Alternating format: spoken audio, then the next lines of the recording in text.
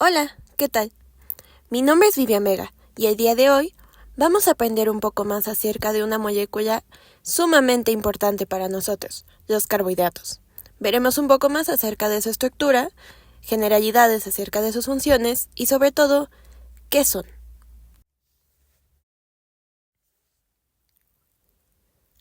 ¿Alguna vez te has preguntado ¿de dónde obtiene mi cuerpo su energía? ¿Cómo es que yo puedo salir a caminar o estudiar?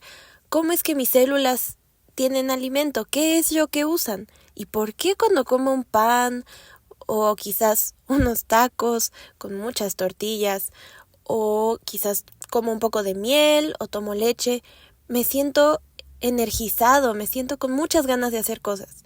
¿A qué se debe esto? La respuesta son los carbohidratos. Los carbohidratos forman parte de un grupo muy importante de moléculas, llamados biomoléculas, los cuales están presentes en todos los seres vivos. Existen tres grandes grupos de biomoléculas: los carbohidratos, las proteínas y los lípidos. Los carbohidratos, por sí mismos, son biomoléculas o compuestos químicos que tienen tres átomos importantes en su estructura: carbono, hidrógeno y oxígeno.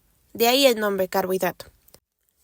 Estos compuestos se encargan principalmente de brindarnos energía, que nos permite realizar nuestras funciones celulares, lo cual permite que podamos existir, movernos, pensar y hacer todas las funciones que nuestro cuerpo necesita.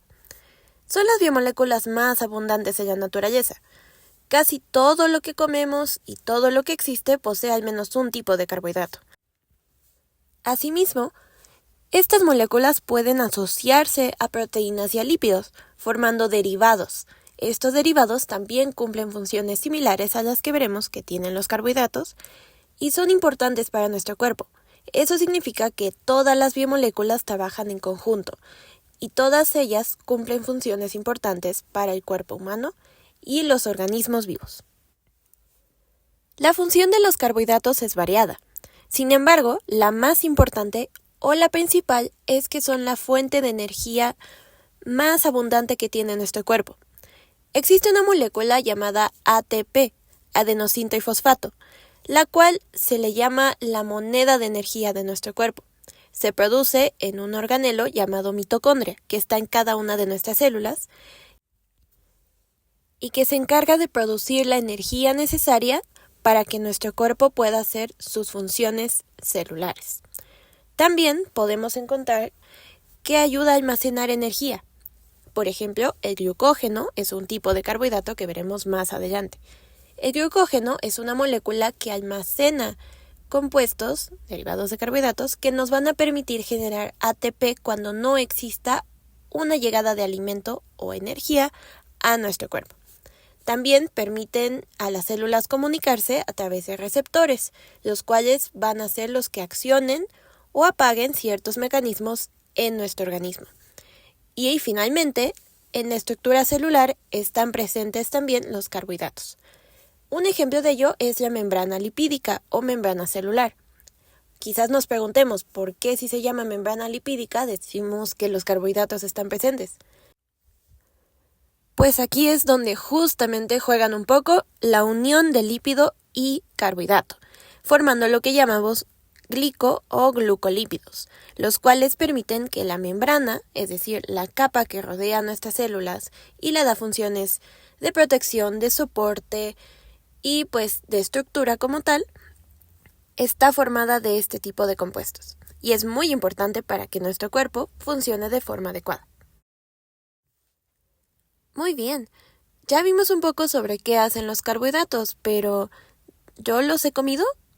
¿Siempre los como o solo cuando como pan y tortillas? Una concepción muy común que se tiene es que los carbohidratos solamente son todo lo que llamamos cereales, como pan, tortillas, cereales, el arroz, etc. Sin embargo, podemos ver que los carbohidratos se encuentran en muchos alimentos distintos que componen nuestra dieta. Por ejemplo, la leche, la miel, las verduras, las frutas, entre otros.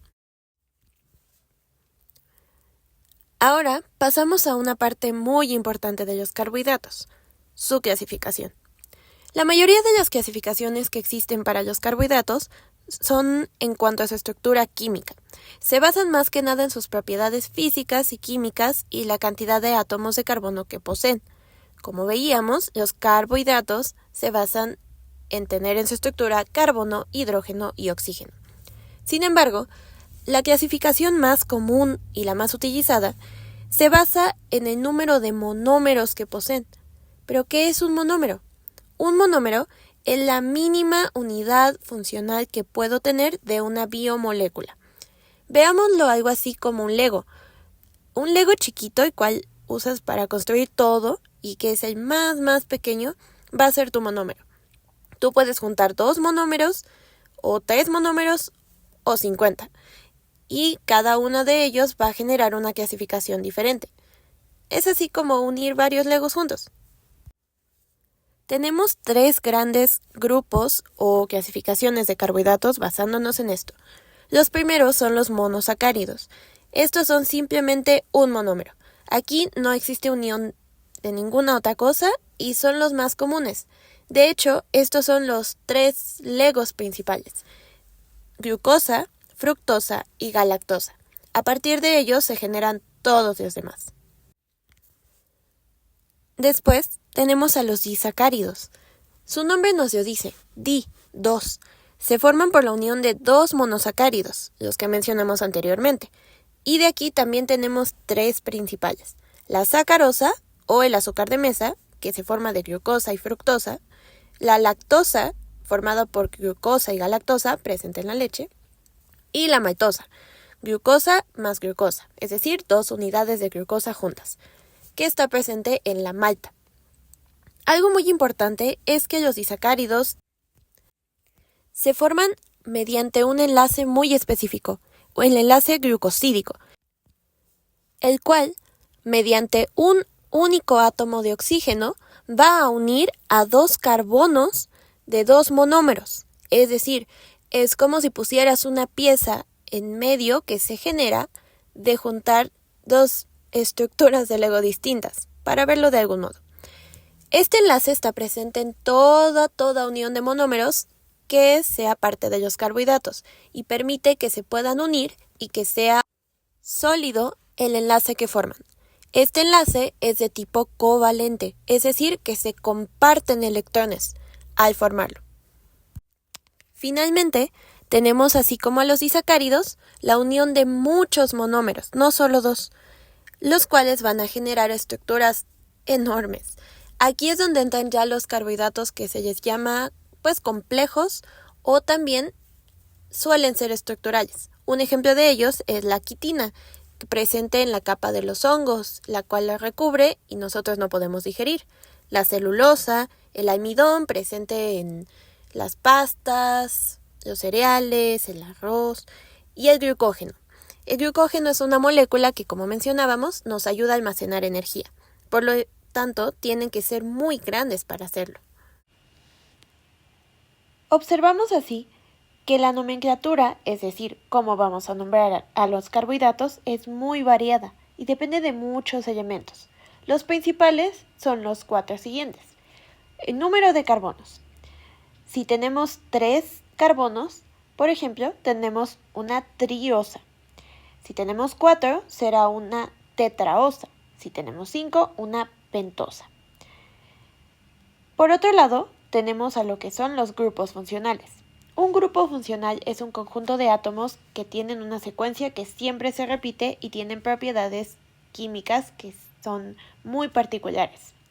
Tenemos 2 principales en los carbohidratos, los aldehídos y las cetonas.